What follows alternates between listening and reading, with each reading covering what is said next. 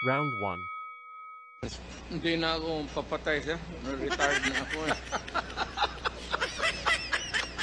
Lumar na, hindi na ako mayor. Ayaw ko na rin. Alam niyo, Mr. Chair, Mr. President, kaunti lang po yung tanda niyo sa akin. Bola lang yan. Dapat talaga mag-retire na ho tayo. Retire na ako, sir.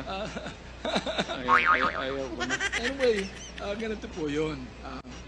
Ang sabi po niyo, Ganito na lang, sir. batas lang po ako. Yan ang sabi niyo. Prosecutor kayo eh. Kanina sinabi niyo po, batas lang po ako.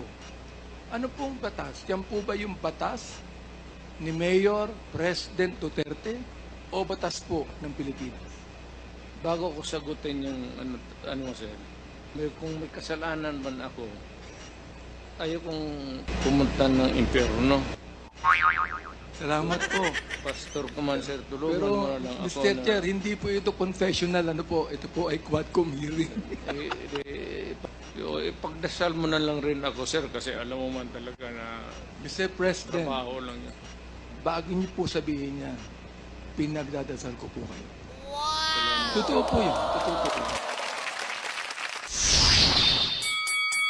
Round 2.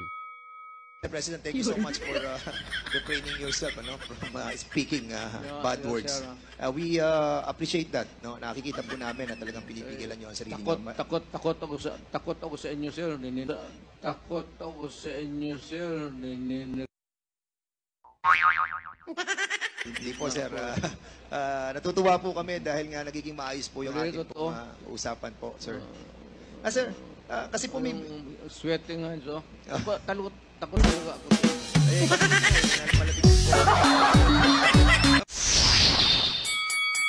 Round 3. Second question ko, responsable kayo kasi polisiyan nyo yon. Kumbaga, tatak Duterte. Dahil polisiyan nyo rin yan, tama ba? Sa Davao, nung nasa Davao pa kayo. Tama ba na tawagin po itong Davao model or Davao style, Mr. Chair? I cannot control the semantics. Mr. Chair, yes or no? Davao style. Do not ask me to answer yes or no. You are not an investigator. Mr. Chair, tayo po ay nasa investigasyon kasalukuyan, Yes, Mr. but you Chair. are not an investigator. Why are you asking me to answer Mr. yes Chair, or no? tinatanong ko lang na... Ano ka, police? Point of order.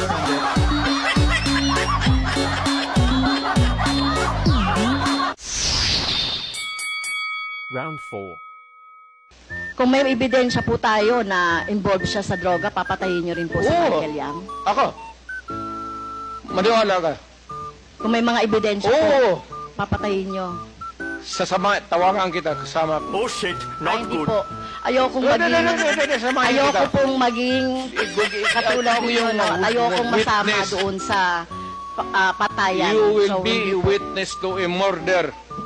Hindi ko po gagawin yun, Mr. Chair, no? Sumama kay Mr. Duterte para pumatay. Yan ang problema mo.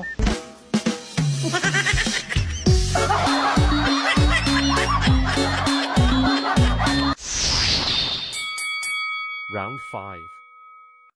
If I'm lying or if my statements are falsely stated, or if there is an iota of magbigti ako.